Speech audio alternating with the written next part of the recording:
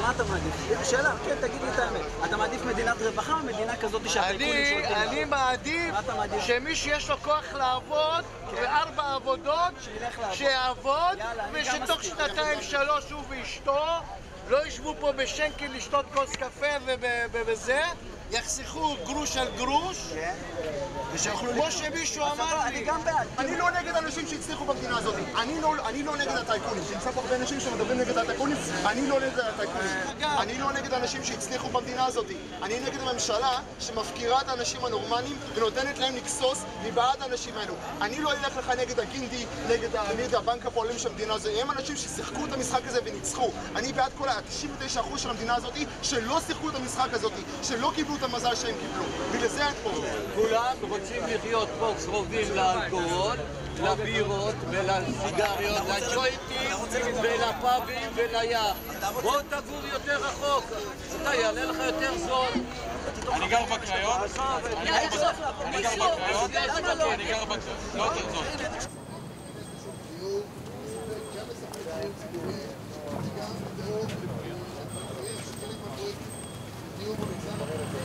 קצת את האמין שלך בפוליטיקה. ברור.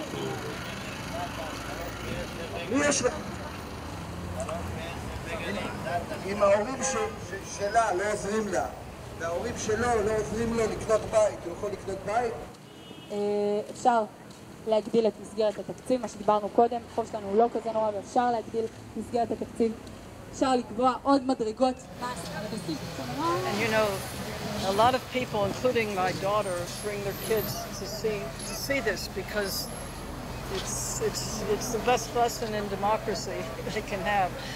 In the school system, over the years, since the right wing came to power in 1977, they've been cutting back on teaching what's called citizenship, which is basically teaching about democratic politics and how democracies operate, human rights, and so on.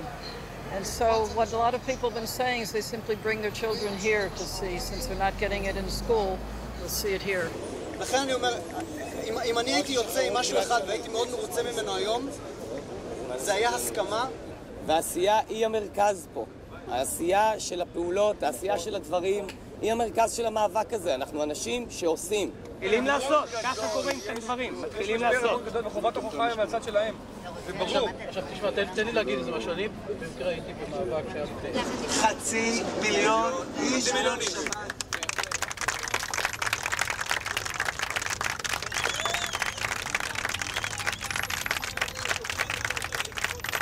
The only thing I can liken it to would be maybe Europe in 1968, France, Germany. This unorganized, and basically not particularly directed, and in that sense, very, very genuine outpouring after years and years where people were completely indifferent, couldn't get people to demonstrate, you couldn't get people out on the streets. And today it's not a question of somebody saying come and do it. It's spontaneous, it's people all over the country, mainly young people, but also older people. And it's in small places, it's in the periphery, it's in the north, it's in the south. This is, I think, what's so extraordinary about it. And basically it's people from poorer classes who have had reason to complain all along, but it's people from the middle class who understand that they're also being given a bad deal. It's an awakening. I don't know that it's an awakening that today sees the whole picture.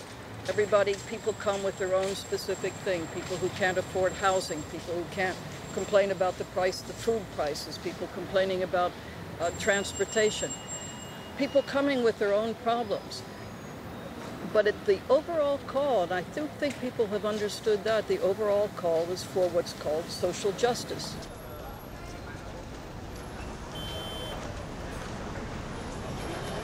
You know, I had these experiences sometimes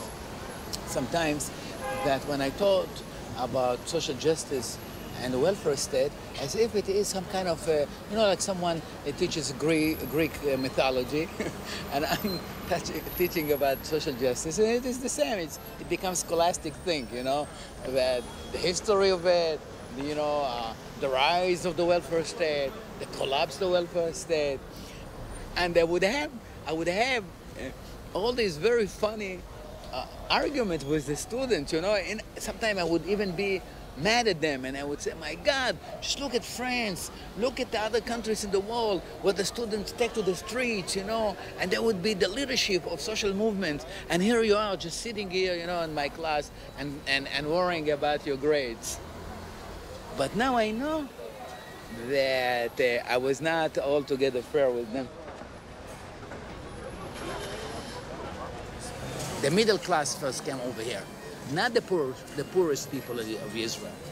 Now the middle class came out, or the young generation of the middle class came out and said, hey, we are being impoverished by this system.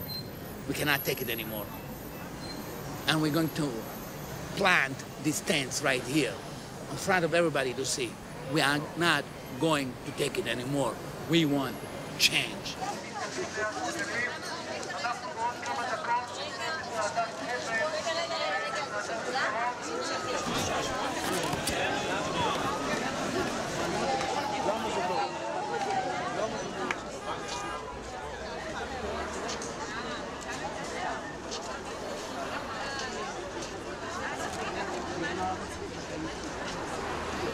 I think that there is a change, I would call it social consciousness.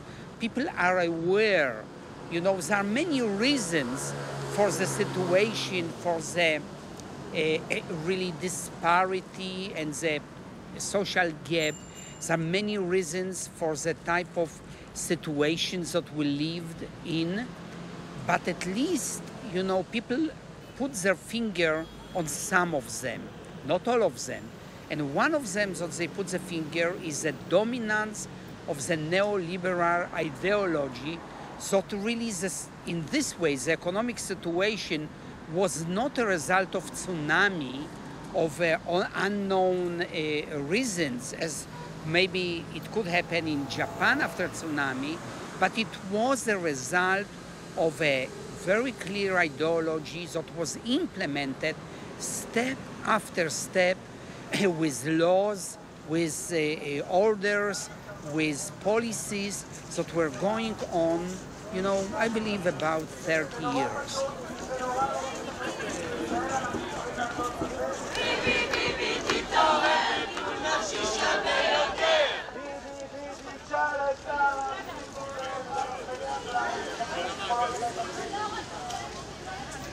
The interesting story that as Israeli society was very, very polarized, or is very polarized with regard to the solution of the conflict, when it comes to the neoliberal ideology, you could find people on the left and right really propagating the same type of approach, which was reflected, for example, with privatization, that was reflected with reduction of taxes to the rich layers, with propagating of particular type of narrative or story that really had certain assumptions in order to justify this type of policies. Giving you one example, that only tycoons can really move the Israeli economy, that rich people are the one that will bring employment, for example.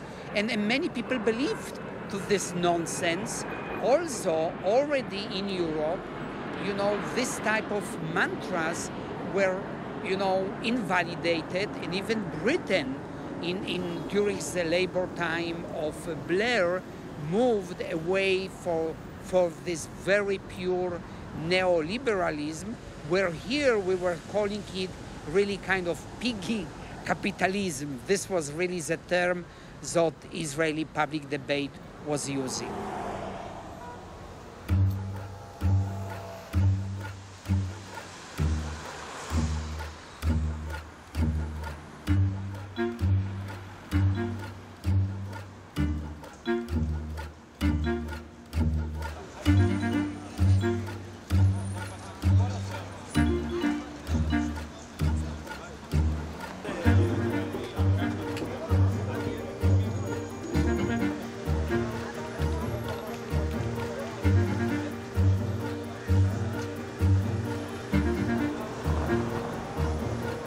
minute here. It's not the just keep it short. Keep it short. I mean, it's a street university. Give us 2 numbers. Okay, so the housing itself, the construction costs are the same, but we take a discount of all of those costs by about 50%.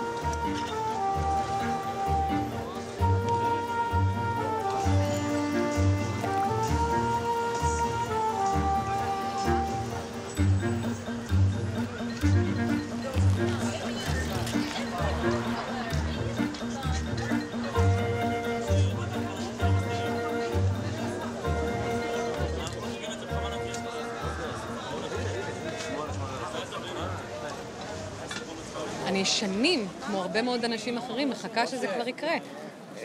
שהפסיביות והציניות יפנו את המקום לאמונה שבסופו של דבר יש לאנשים, ברגע שהם מתארגנים ומתאגדים, כוח להזיז ערים.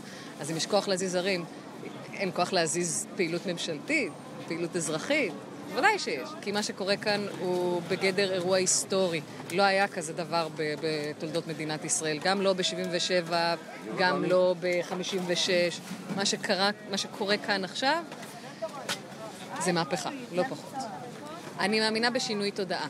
אני מאמינה שמה שקורה כאן הוא חשוב לא רק בגלל המסר שזה שולח כלפי מעלה לממשלה ולבעלי ההון, אלא בעיקר שמה שקורה כאן זה שינוי תודעתי, קודם כל של האנשים עצמם.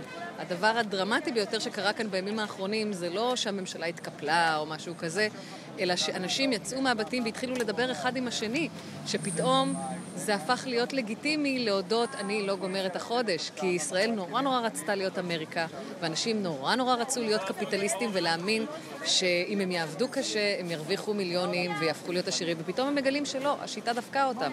אז עכשיו הם יוצאים מהבית ומדברים אחד עם השני, ופתאום זה לא בושה להשתמש בביטויים כמו סוציאל דמוקרטי או צדק חברתי. ביטויים שאם השתמשת בהם לפני שנה או שנתיים, היו מסתכלים עליך כמו על משוגע הזוי ואומרים, עזוב אותך, תתמזג בשיטה. לא רוצים להתמזג יותר בשיטה, רוצים לשנות את השיטה.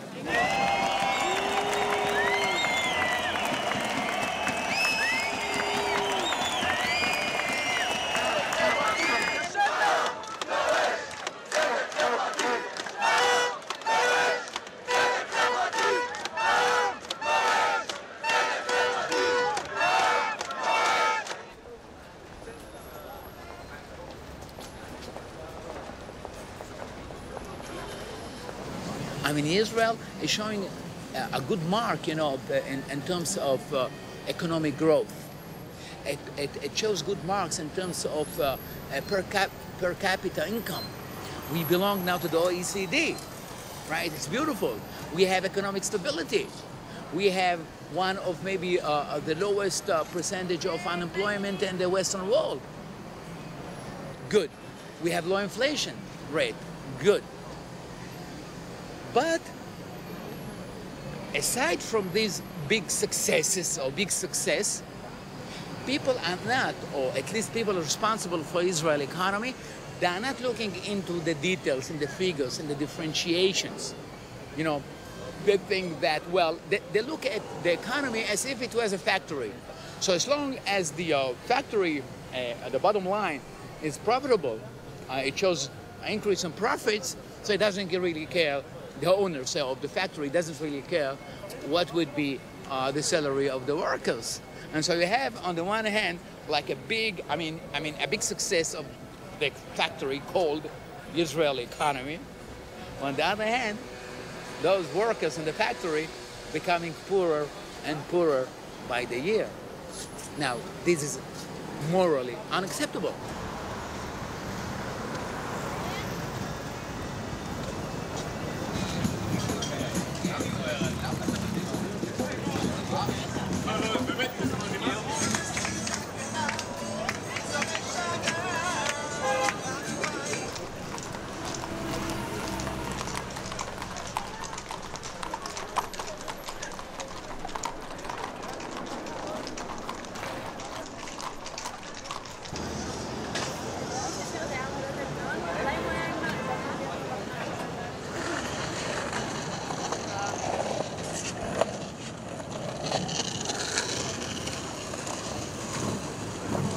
סוסים לפני זה, תפסתם? סוסים תפסתם?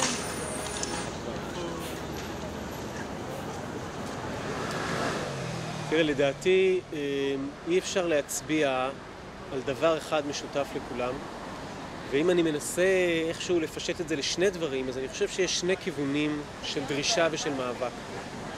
כיוון אחד זה אנשים שרוצים בגדול את אותו הדבר, הם רוצים את התרבות שקיימת היום, אבל שיהיה הרבה יותר נוח והרבה יותר קל. עכשיו, אני לא מזלזל בדרישה הזאת, אני לא אומר אותה כדרישה נמוכה. אם אדם מקדיש כל כך הרבה זמן וכל כך הרבה אנרגיות בחייו כדי להתפרנס, הוא צריך שתהיה לו אפשרות לחיות ביתר נוחות ולא בדאגה תמידית לאיך הוא מסיים את החודש. אז יש פה דרישה שהיא דרישה חשובה ולגיטימית. מבחינתי היא לא מספקת והיא לא העיקר, אבל רבים מהאנשים שנמצאים פה במאבק, זה מה שהם רוצים. הם רוצים אפשרות להמשיך באותה תרבות, אבל שהם יוכלו ביתר קלות לרכוש דירה. להמשיך באותה תרבות, אבל שהם יוכלו ביתר קלות לשלוח את הילד לפעוטון ולמעון ולגן. וזו דרישה חשובה. אני חושב שסוג שני של מאבק שמתחולל פה בתוך הסיפור הזה, והוא בשבילי המאבק החשוב, הוא המאבק שרוצה לשנות מהעומק את התרבות בישראל. הוא רוצה תרבות שהיא פחות תרבות אלילית. למה אני משתמש במושג אלילית? אני חושב שהאלילות בעומק הדבר זה לא דווקא שמשתחווים לפסל, אלא האליל יכול להיות כמעט כל דבר. ברגע שאני הופך משהו בתוך העולם הזה לכל כך חשוב, שאני את כל חיי מקדיש בשביל הדבר הזה, במודע או שלא במודע. אם יש משהו שהוא עד כדי כך מרכזי, שעובדים אותו, משתעבדים אליו, אז יש פה עבודת אלילים. יש משהו בתרבות המערב בכלל, ארצות הברית וישראל בפרט, שיותר ויותר עובדים את הממון, עובדים את הרווח, עובדים את היעילות הכלכלית. המצב נהיה כמעט אבסורד, מצב שהאדם משרת את הכלכלה במקום שהכלכלה תשרת את האדם. המאבק הכי חשוב שמתנהל פה לטעמי, זה מאבק שמנסה לשנות את התרבות הזו מהעומק. ואם היא תשתנה מהעומק, ישתנו הרבה דברים כתוצאה מזה. בין היתר הפערים הכלכליים הכמעט בלתי אפשריים, הסגידה לזכות הקניין, הסגידה לשוק החופשי לחלוטין, הסגידה בעצם לכוחם של אלו שיש להם ויש להם הרבה. אותה סגידה ששוכחת, וזה בשבילי שוב פעם הגרעין, הלב של המאבק, לא את מעמד הביניים החזק, ששוב צריך להיאבק על זכויותיו, אלא ששוכחת את שלושת העשירונים התחתונים יותר. את האנשים שלא מעלים על דעתם שהם יוכלו לקנות דירה, ונמצאים במאבק לשרוד את החודש בדברים הרבה יותר בסיסיים.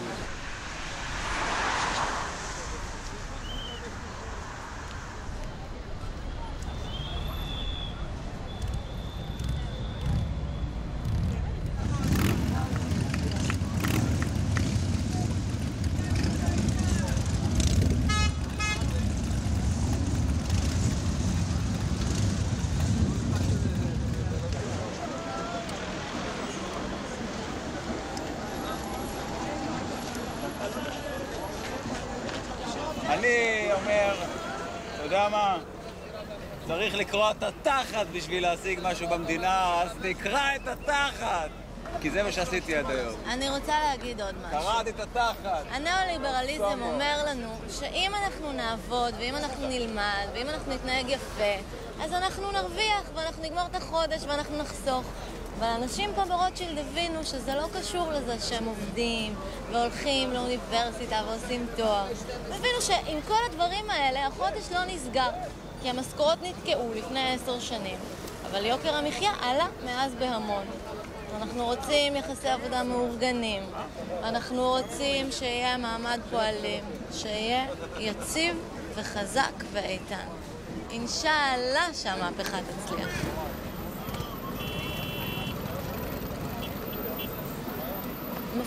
המפגינים, אני חושבת